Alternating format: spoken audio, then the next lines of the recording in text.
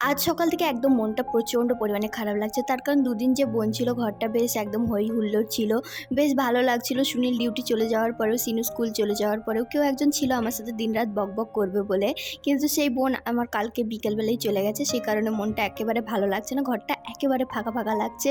কালকে আমি আমার বোনের সাথে ভিডিও বানিয়ে একটা পোস্ট করেছিলাম। তাতে তোমরা অনেক কিছু আমার বোন সম্পর্কে কমেন্ট করে জিজ্ঞাসা করছো। তো সেই সব কমেন্টের আমি কম বেশি আস্তে, আস্তে চেষ্টা করব রিপ্লাই দেওয়ার। আর সাথে যারা আমাকে বলছো যে দিদি কিউএনএ ভিডিও আর আপলোড করছো না কেন আগের মতো প্রত্যেক রবিবার রবিবার? তো দেখো আমি সেরকমভাবে কয়েকদিন ধরে ভিডিওই বানাচ্ছিলাম না, যেহেতু আমার একটু মন মেজাজ ভালো ছিল না সেই কারণে।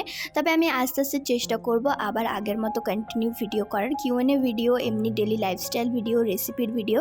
সুনীল এখন চলে যাবে ডিউটি, তাই আমি এখন বসে বসে চা খাচ্ছি।